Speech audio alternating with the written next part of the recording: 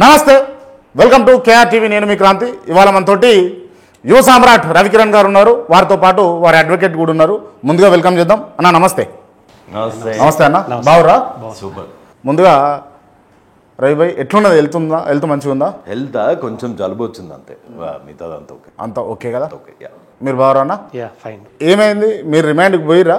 రిమైండ్కి పోలేదు, కాకపోతే విజయనగరంలో ఉంటున్న హర్ష సాయి తన ఐడెంటిటీ థెఫ్ట్ అయింది అని పాపం సడన్గా ఆల్ ఆఫ్ ఎ సడన్ మన సైబర్ పిఎస్ బషీర్బాగ్ దగ్గరకు వచ్చి కంప్లైంట్ ఇవ్వడం జరిగింది.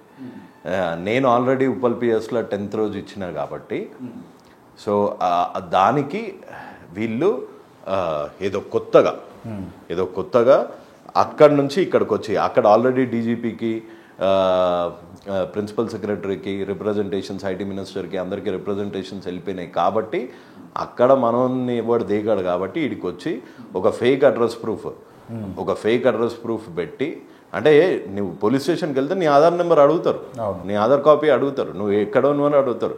ఈ హర్ష సాయి అనేటోడు విజయనగరం అని ప్రతి ఒక్కరికి తెలుసు. అయినా ఇక్కడ కంప్లైంట్ చేసి దాని మీద ఎఫ్ఐఆర్ చేసి అసలు ఈ దాంట్లో నాకు నోటీస్ ఇవ్వాలా, నాకు పోలీస్ స్టేషన్కి పిలిచి నోటీస్ ఇవ్వాలా. 10 మంది ఏదో రేప్ చేసినట్టు, ఏదో మర్డర్ చేసినట్టు, ఏదో మర్డర్ చేసినట్టు 10 మంది వచ్చి ధనాదన్ తీసుకుపోయి 10:30 గంటలు కూర్చోబెట్టారు. పోని 10:30 గంటలు కూర్చోబెట్టి బాత్రూమ్కి పోతా అంటే కూడా ఇద్దరు, నేను డైట్లు ఉన్నా, నాతో అయితలేదు, ఎందుకు కూర్చోబెట్టారు ప్లాస్టిక్ ఖర్చులో? పక్కనంతా ఇది పోర్ల ఫోటోలు మార్క్ చేసిన చిల్లరగాళ్ళు వాళ్ళందరూ ఉంటే వాళ్ళ పక్కన నన్ను ఎందుకు కూర్చోబెట్టారు? అసలు నేను చేసిన తప్పేంది అంటే తర్వాత అంటారు వాని గురించి ఎవిడెన్సెస్ ఇవ్వడానికి నన్ను 10:30 గంటలు కూర్చోబెట్టారు అంట. వాడు అని అంటే ఎవరు? హర్ష సాయి. వాడు అంటారా మీరు? వాడు అనే అంట. చిన్నపిల్లడే కదా, జనరల్గా అట్లా అంట. ఓకే. అంటే ఏమన్నా మీరు ఎప్పుడైనా కలుసుకురా? అదే ఆ రోజు మనోడిని కూడా పట్టుకొచ్చారు. ఆడికి పట్టుకొచ్చిందంటే మనోడు తెలుసు కదా, 20 మంది బాడీ గార్డులు, ఫుల్ కోటు, ఈ గర్మీలో కూడా కోటు, సూటు, బూటు వేసి ఆ శాడిజం దొంగ కేసు పెట్టిండు కదా నా మీద, ఆ శాడిజం చూపెట్టాలి కదా. దొంగ కేసా నిజంగా వర్తీయేనా మీ పైన కేసు పెట్టడం? అంటే మీరు హ్యూమిలేట్ చేస్తా ఉన్నారు, డామినేట్ చేస్తా ఉన్నారు, లేకపోతే రెండు చేస్తా ఉన్నారు? ఓకే, ఆసమ్ చేస్తున్నా. ఎందుకు అంత అవసరం ఏమున్నది? ఏది నేను అతన్ని నువ్వు నల్లగుంటావు, లేకపోతే నువ్వు తెల్లగుంటావు, నువ్వు హైట్ లేవు, నువ్వు పొట్టిగుంటావు అని బాడీ షేమింగ్ చేస్తలేను, నేను హ్యూమిలియేట్ చేస్తలేను, బాడీ షేమింగ్ చేస్తలేను. నేను అతను చేసే తప్పు, అతను ఏదైతే బెట్టింగ్ యాప్స్ ప్రమోట్ చేసి బయటకి ఢోంగ్ ఏదైతే చేస్తున్నాడో సేవ చేయనికి, ఇక నేను తప్పు చేసి ఎంతో కొంత మంచి చేసేటోడిని ఆ పళ్ళ రాబిన్హుడ్ అనేటోళ్ళు అంటే తెలుసు కదా, రాబిన్హుడ్ అనేటోళ్ళు వీళ్ళు the so called Harsha Sai ఈ బెట్టింగ్ యాప్ ప్రమోటర్స్ తప్పు చెయ్యనికే, అంటే ఈ బెట్టింగ్ యాప్స్ ప్రమోట్ చెయ్యనికే ఆన్కిన్కి పైసలు పుక్కడికి ఇస్తున్నట్టు షో చేస్తారు. వీళ్ళని సోను సూద్ అనాలనా, వీళ్ళని హర్ష సాయి అనాలనా, వీళ్ళని బయ్యాస్ మధ్యలో సోను సూద్ ఎందుకు వచ్చాడు, బయ్యాస్ అని యాదవ్ ఎందుకు రావద్దు? ప్రతి ఒక్కరు బెట్టింగ్ ప్రమోట్ చేస్తున్నారు కదా. సావిత్రక్క వీళ్ళందరూ చేసే పత్తాపారం ఇదే, మీరు చూడట్లేదా? శివజ్యోతి, సావిత్రి. ఓకే, వీళ్ళందరూ బెట్టింగ్ ప్రమోషన్స్ చేస్తున్నారు. Right, okay. అంటే మీరు కావాలని ఎవరైతే ఫెమిలియర్ పర్సన్స్ ఉన్నారో వాళ్ళ మీద కావాలని మీరు పడ్డారు అని నేను అంట. సార్ అవును, ఫెమిలియర్ కాబట్టి వీళ్ళు చాలా బాగుంటారు కాబట్టి, వీళ్ళు ఫెమిలియర్ కాబట్టి వీళ్ళ మీద పడ్డా. కానీ వీళ్ళ మీద నేనేమి ఫిజికల్గా వెళ్ళి పడలే కదా, వీళ్ళు చేసే చెత్త పని మీద పడ్డా. నాకు అందులో కావాలని పర్సనల్ గడ్జ్ ఏం లేదా మీకు? దీంట్లో పర్సనల్ గడ్జ్ ఏముంటుంది? ఇప్పుడు నా మాటలు అట్లా అనిపిస్తుండొచ్చు. ఇప్పుడు నీకు దావుద్ ఇబ్రాహిం తెలుసా అన్న? దావుద్ ఇబ్రాహిం తెలుసు కదా సార్. దావుద్ ఇబ్రాహిం గారు టెర్రరిజం ఆపేయండి ఇట్లా చెప్తావా? ఇట్లా ఎప్పుడన్నా చెప్తాను? చెప్పనీకు ఉండదు అట్లా. ఇమోషన్ ఉంటుంది, మనిషి అన్నకి ఇమోషన్ ఉంటుంది. రై దావుద్ ఇబ్రాహిం ఏంద్రా నువ్వు చేసే లంగ పని, టెర్రరిజం, చిన్న పిల్లల్ని చంపుతున్నావు అని. వీళ్ళు దావుద్ ఇబ్రాహిం కన్నా గౌరవం. ఎందుకంటే ఎంతమంది పిల్లల్ని చంపారు, ఎంతమంది నువ్వు చూస్తలేవా? టీవీ ఓపెన్ చేస్తే, పేపర్ ఓపెన్ చేస్తే ఫ్యామిలీలు నాశనం అయిపోతున్నాయి. చనిపోయిన వాళ్ళన్న ఒక దిక్కు అయితే పైసలు లేక కిటకిటలు ఆడతా, పాలకి లేక, ఫీజులకి లేక, బియ్యంకి లేక ఎంతమంది నీ దోస్తుల్లో ఎవరు బెట్టింగ్ యాప్స్ వల్ల ఎవరు మోసపోలేదా? నీ దోస్తుల్లో ఎవరు బెట్టింగ్ యాప్స్ వల్ల నష్టపోలేదా? వాళ్ళు పడే కష్టాల మీద నిన్న మీరు లైవ్ పెట్టిర్రు అన్నారు. ఒక్కొక్కడు ఎంత ఏడుస్తున్నాడు కష్టార్జితం. పోనీ లీగల్ కాదు. There is an act, 2016 act, IT act ఉంది, 2019 యాక్ట్ ఉంది. ఆంధ్ర తెలంగాణలో ప్రతి ఒక్క జూదం police can apprehend with or without notice జూదం ఆడేటోళ్ళని నిర్వహించడానికి ఇంకా పెద్ద సెక్షన్లు పడతాయి. CCPA సుప్రీంకోర్టు గైడ్ లైన్స్ ఉన్నాయి. Right, okay. అడ్వకేట్ గారు మీరు చెప్పండి, నిజంగా ఈ బెట్టింగ్ యాప్స్ను ప్రమోట్ చేయడం క్రైమా? 100% క్రైమ్. ఎట్లా?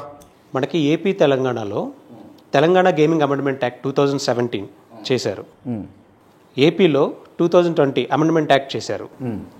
దీనిలో ఏం చెప్పారంటే యాక్ట్లో betting apps either online or physical ban చేస్తున్నామని గవర్నమెంట్ తీసుకున్న డెసిషన్. ఈ గవర్నమెంట్ తీసుకున్న డెసిషన్ని నేను ఇల్లీగల్గా ప్రమోట్ చేస్తానంటే క్రైమా కాదా? 100% క్రైమ్. అదొక్కటే కాదు, ఇంకా మనకి ఐటీ యాక్ట్ ఉంది, 65 సెక్షన్ 65 ఉంది. అండ్ 69 ప్రకారం వెబ్సైట్ బ్లాక్ చేసే అథారిటీ 69A ప్రకారం గవర్నమెంట్ ఆఫ్ ఇండియాకు ఉంది. సో ఇన్ని యాక్ట్స్ అమల్లో ఉన్నప్పుడు నువ్వు ఎట్లా చేస్తావు? మరి ఎందుకు బ్లాక్ చేయలేకపోతే ఎందుకు అవైలబుల్లో ఉంది? ఇప్పుడు నేను ఆడాలి అని అంటే మీరు ఇప్పుడు హర్షసాయి ప్రమోట్ చేసినా, లేకపోతే మీరు చెప్తున్నటువంటి సోకాల్డ్ వ్యక్తులు చేసిన యాప్లను నేను వాడాలి అని అంటే బ్యాన్ చేసి ఉండాలి కదా. బ్యాన్ ఆల్రెడీ చేసిర్రు. బ్యాన్ ఎట్లా ఆడుతున్నావు అంటే ఇవన్నీ ఇండియాలో రిజిస్టర్ అయిన కంపెనీస్ కాదు. ఇది దొంగచాటుగా కురుసావో, కెరేబియన్ ఐలాండ్స్ లో కురుసావో అని ఒక కంట్రీ ఉంది. ఆ కంట్రీలో రిజిస్టర్ అయిన కంపెనీస్ ఇవి. ఈ కంపెనీస్ కురుసావో రిజిస్ట్రేషన్ తీసుకొని ఇండియాలో ఇది ఎవరికి తెలియదు కదా, నెట్వర్క్ త్రూ వచ్చేస్తుంది ఆర్ మేనేజ్ చేస్తారు. రైట్.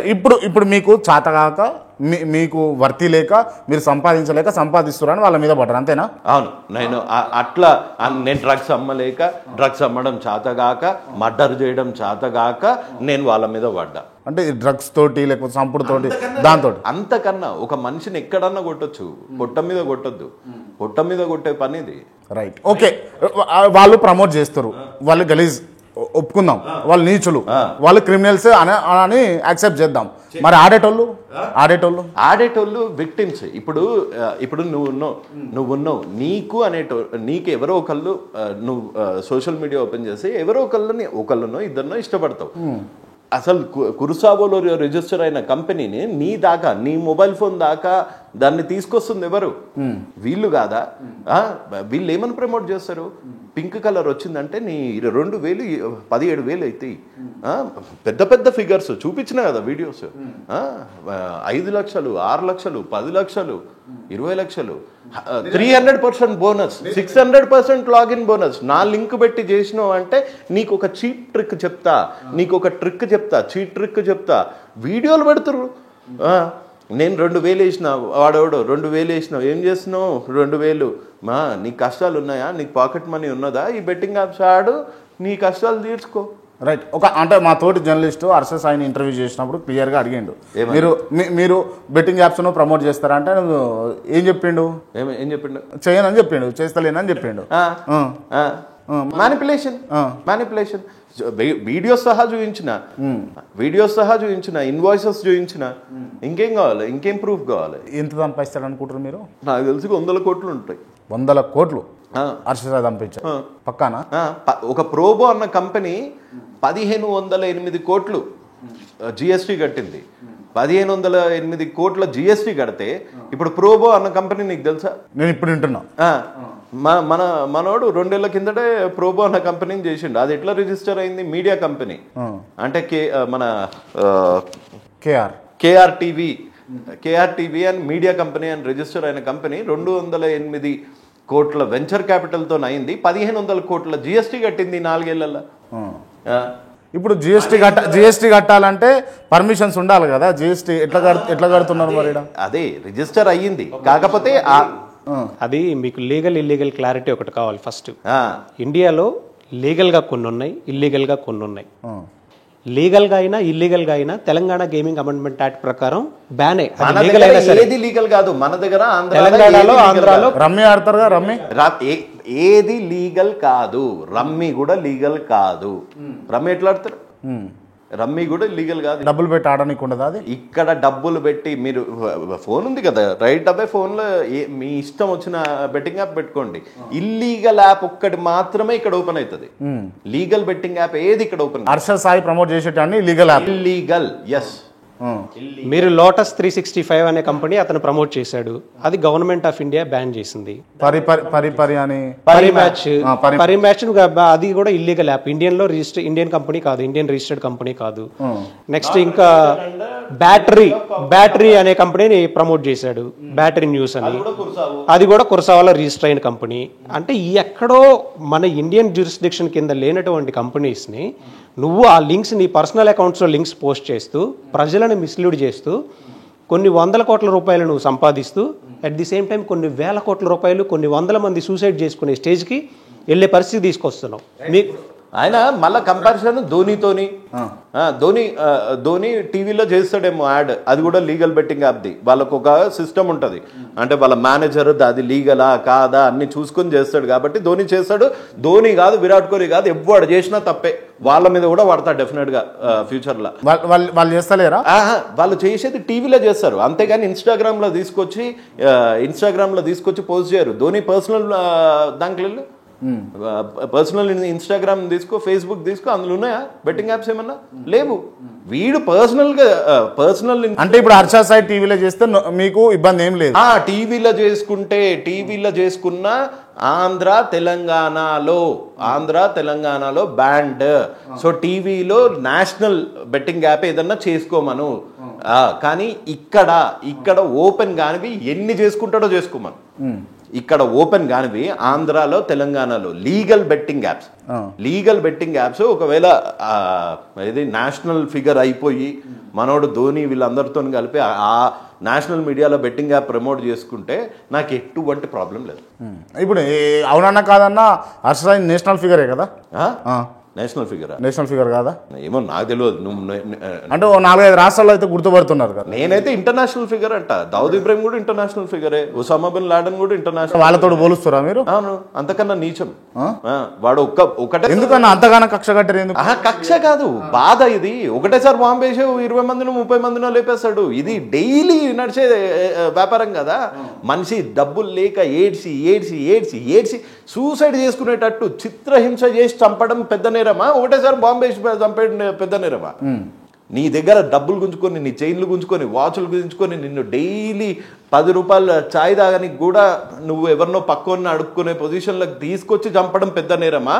ఒకటేసారి ఏదైనా చేయడం పెద్ద నేరమా? వాళ్ళకన్నా నీచుడు అంటున్నా. అందుకే రైట్. మీరు బ్లాక్మెయిల్ చేసిరా లేదా హర్ష సాయిని కావచ్చు లేకపోతే ఇంకొంతమంది వ్యక్తులను? వైట్ మెయిల్ చేసిన. డబ్బులు ఇవ్వమని. ఎంత? ఎవరిని? 5 లక్షలు, 6 లక్షలు, 1,00,000. 5 లక్షలు, 6 లక్షలు, 1,00,000.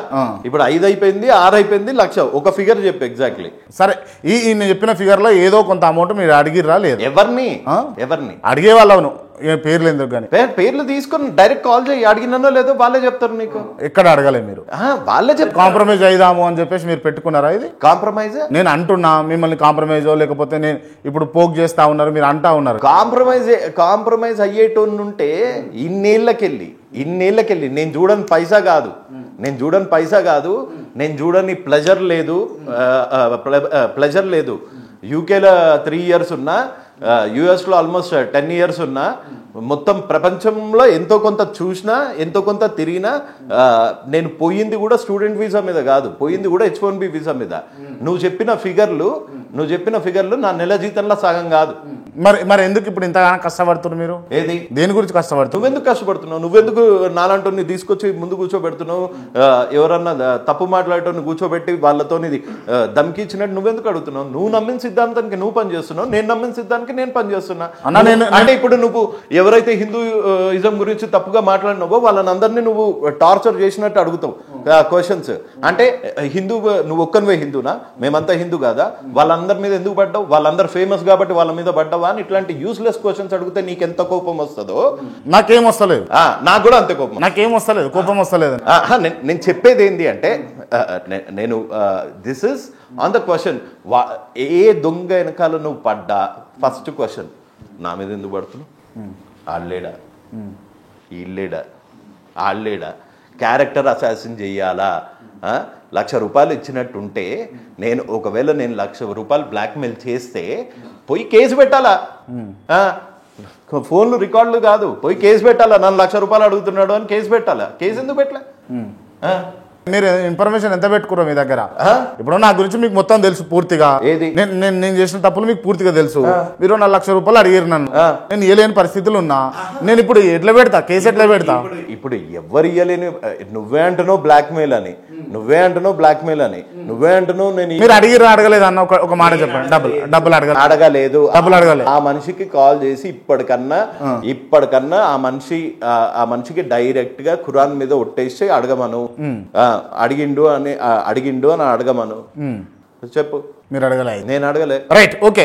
ఇప్పుడు హర్ష సాయిని ఇట్లా ఈయన బెట్టింగ్ యాప్స్ ప్రమోట్ చేస్తా ఉన్నాడు, ఈయన జనాలు చచ్చిపోవడానికి కారణం కూడా అవుతా ఉన్నాడు అని ఎక్స్పోజ్ చేయడం వల్ల రవికిరణ్కి ఏం లాభం అంటే ఇప్పుడు నాకు again I'm going back to the question, ఒకళ్ళు ధర్మాన్ని నీచంగా మాట్లాడుతున్నారు అని క్రాంతి అనేటోడు అడగడం వల్ల క్రాంతికి ఏం లాభం? ప్రతి ఒక్కటి లాభం కాదు. నాకు 43 ఏళ్ళు బ్రదర్, 43 ఏళ్ళు. వీళ్ళకన్నా ఫేమస్ అయ్యి లేకపోతే ఫేమస్ ఉన్నోని టార్గెట్ చేసి నేను ఇప్పుడు ఏం సినిమాలలో హీరోలాగా గాను, లేకపోతే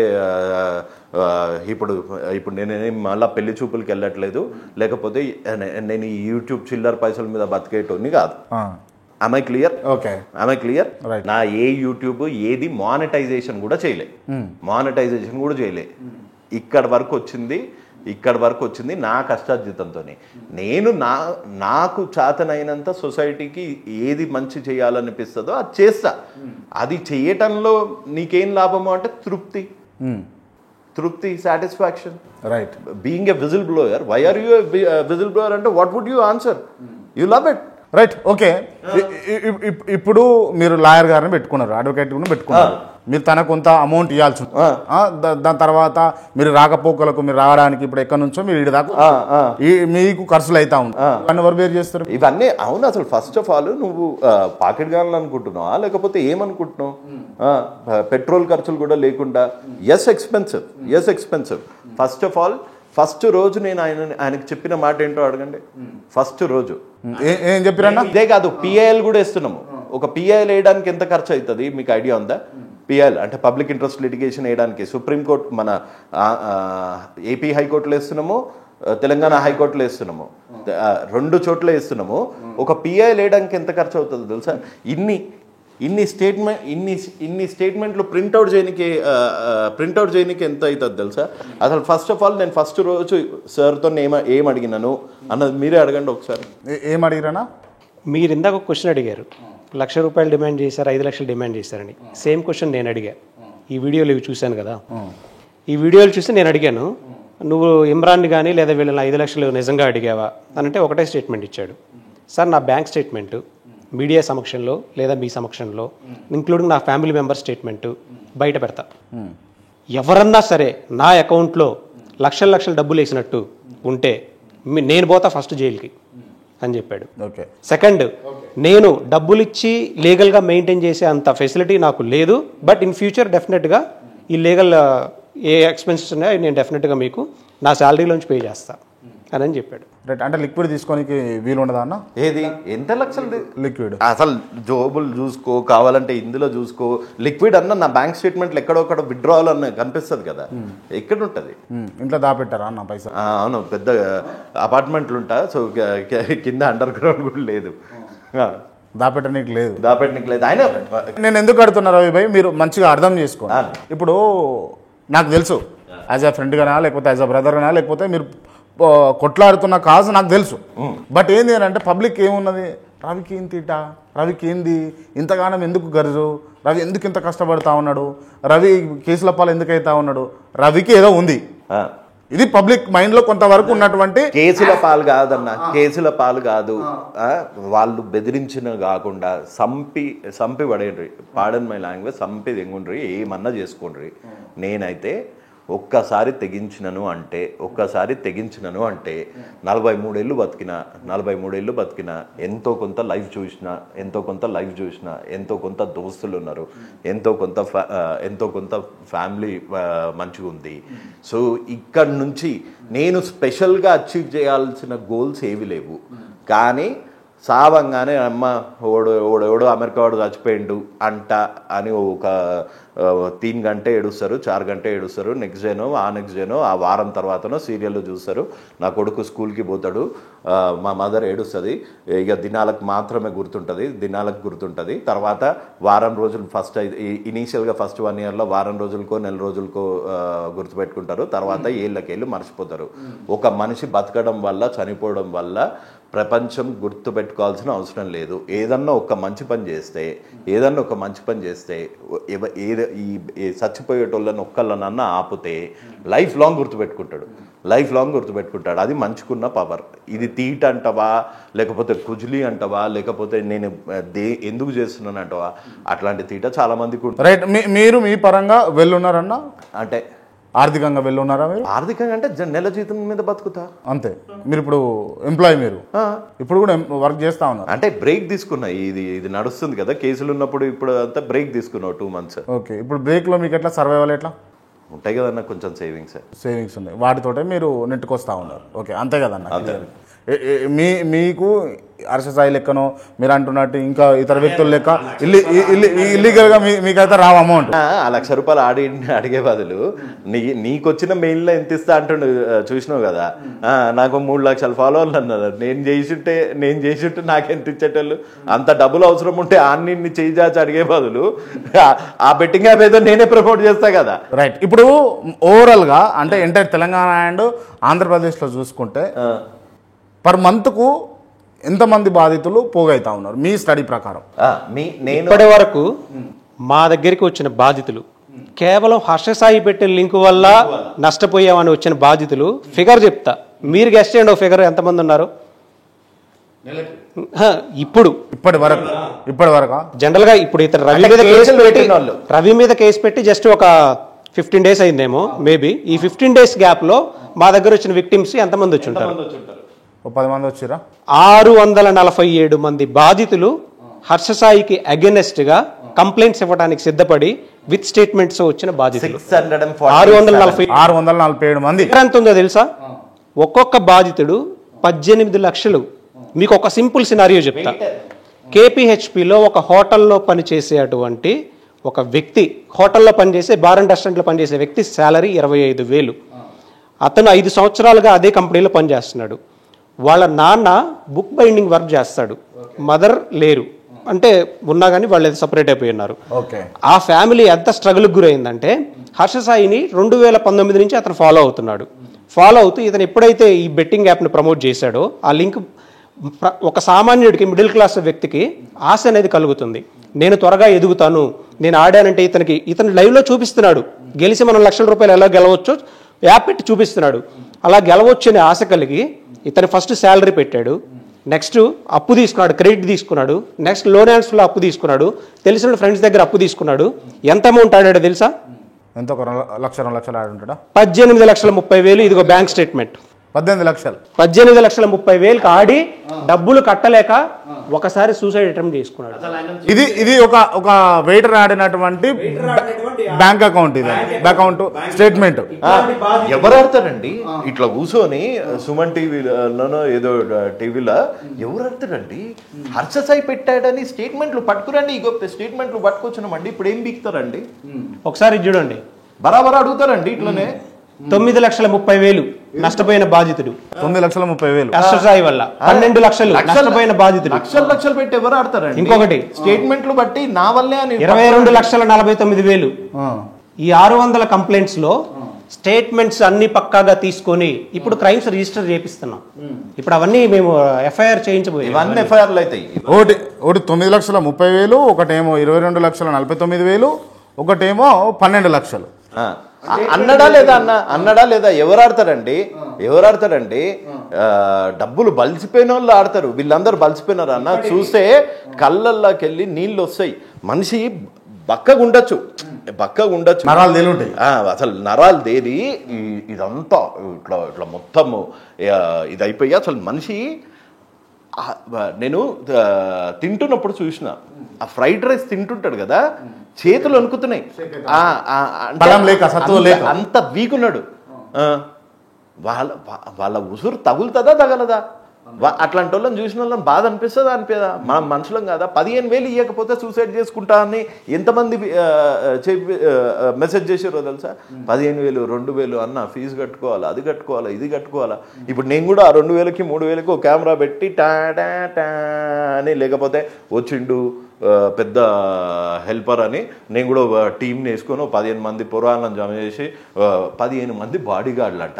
అది కూడా వెనకాల మాస్కులు అంట. అది కూడా రైట్. ఇప్పుడు హర్ష సాయి మంచి వ్యక్తి కాకపోతే ఈజీగా ఒక కమిషనర్ అపాయింట్మెంట్ కావచ్చు, లేకపోతే కొంతమంది పోలీస్ ఆఫీసర్ల అపాయింట్మెంట్లు కావచ్చు, లేకపోతే ఒక పొలిటీషియన్స్ని కావచ్చు, పెద్ద పెద్ద స్టేజ్లలో పాల్గొని గిఫ్ట్స్ డిస్ట్రిబ్యూషన్ చేయడం కావచ్చు.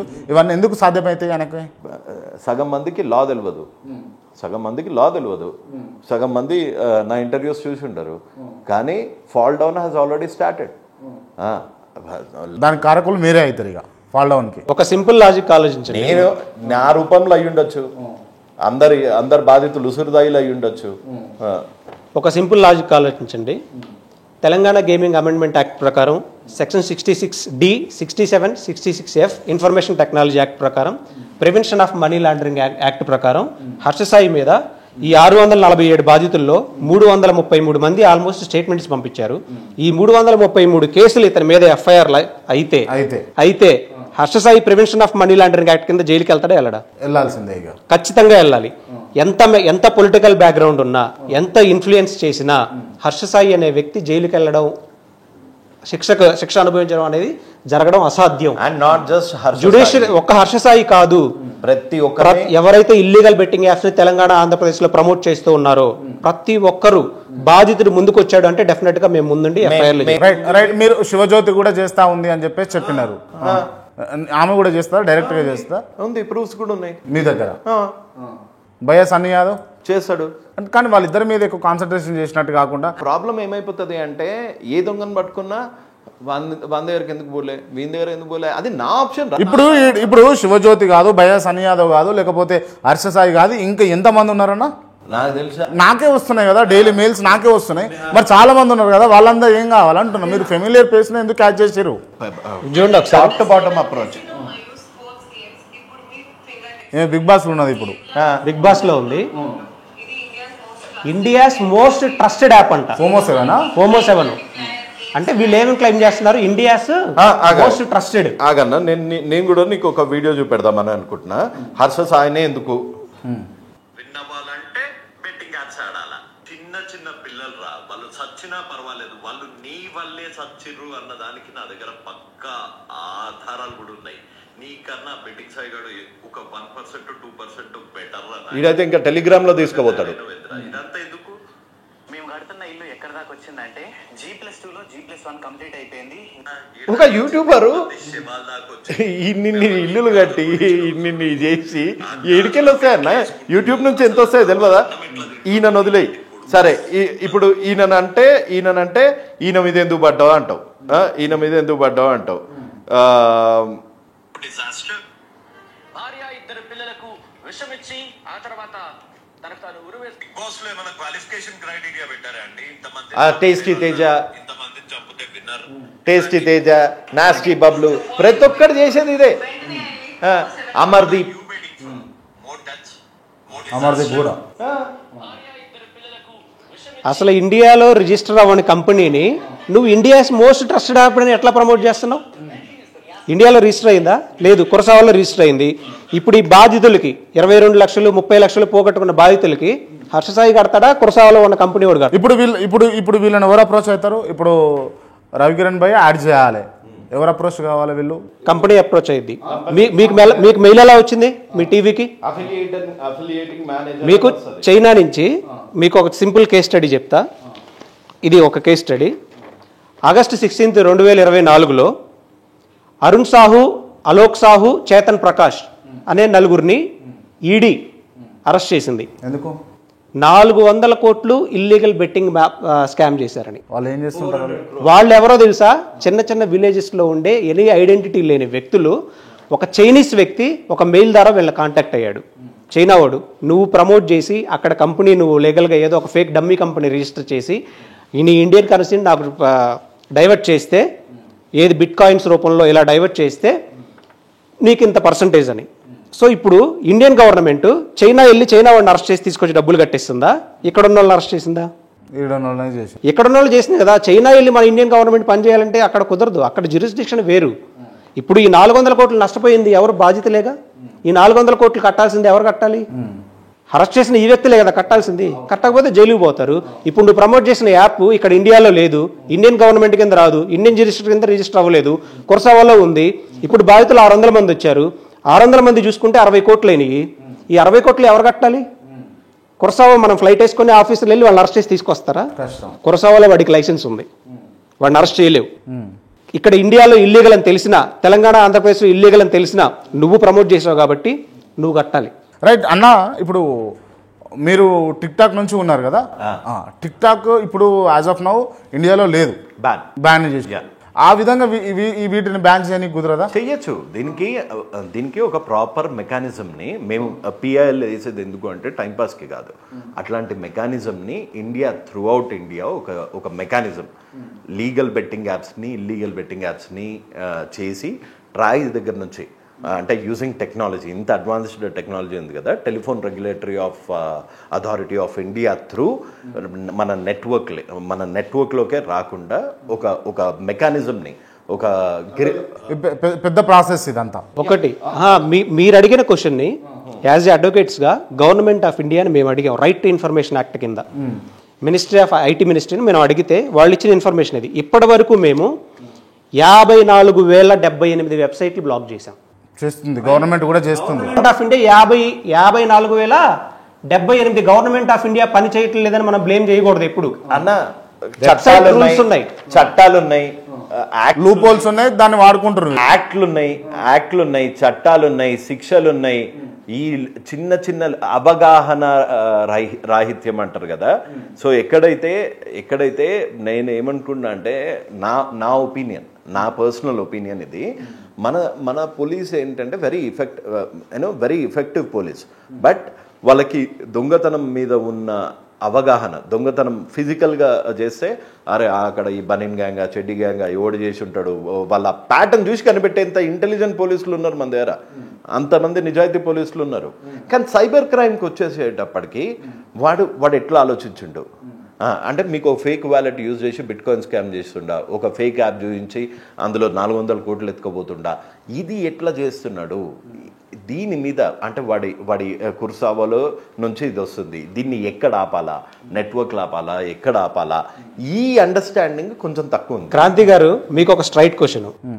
మీకు ఒక మెయిల్ వచ్చింది, మీరు ఇందా చూపించారు, ఏమని? మీరు ప్రమోట్ చేస్తే 5 లక్షలు ఇస్తారని. మీరు ఒక రోజుకి 5 లక్షలు ఇస్తారని ఒక కంపెనీ మిమ్మల్ని, ఇంటర్నేషనల్ కంపెనీ మిమ్మల్ని అప్రోచ్ చేయండి. ఎందుకు మీరు చేయలేదు? 5 లక్షలు మీకు వస్తాయి కదా, 5 లక్షలు మీకు వద్దా? ఎందుకు చేయలా? దానివల్ల వాడెంత లాభపడుతున్నాడు? 1,40,00,000 ఫ్యాన్స్ ఉన్నోనికి ఎంత ఇస్తుండొచ్చు. మీరు ఎందుకు చేయలేదు? ఒక రీజన్ చెప్పనా? యాజ్ ఏ జర్నలిస్ట్గా ఆంధ్ర తెలంగాణలో కొన్ని వందల కుటుంబాల ఆత్మహత్యలు మీరు చూస్తున్నారు ఈ బెట్టింగ్ యాప్స్ ద్వారా. కొన్ని వేల మంది లక్షల కోట్ల రూపాయల నష్టాన్ని మీరు చూస్తున్నారు. ఇలాంటి దానికి నేను కారణం అవ్వాలా అని ఒక లీగల్ పక్కన పెట్టండి, లీగల్ అనేది తీసి పక్కన పెట్టండి, బ్యాన్గా అది పక్కన పెడితే మీరు ఒక మోరల్గా సెల్ఫ్ అనలైజ్ చేసుకొని మీరు చేయాల, అది మీ ఎథికల్. అయినా ధోని చేస్తున్నాడు నేను చేస్తున్నాను అంటున్నారు కదా. ధోని వింజో అనే యాప్ని ప్రమోట్ చేస్తున్నాడు.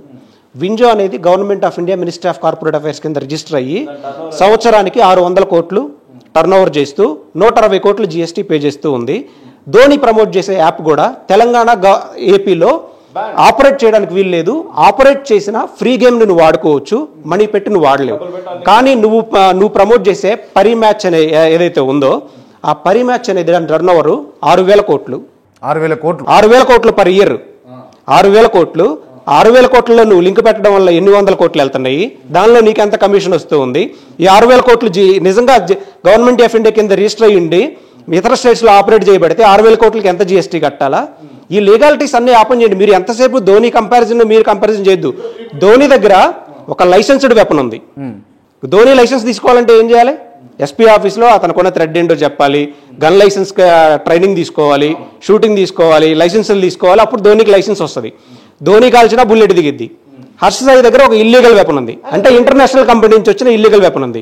హర్ష సాయి కాల్చినా బుల్లెట్ దిగిద్ది.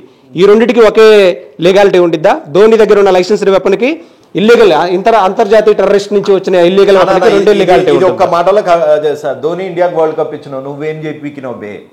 ఇండియాకి నువ్వు కూడా వరల్డ్ కప్ దే పైసలు వంచుతలేడా? అది ఏది బెట్టింగ్ యాప్లలోనే కంపారిజన్. వరల్డ్ కప్ గురించి మాట్లాడుతున్నా.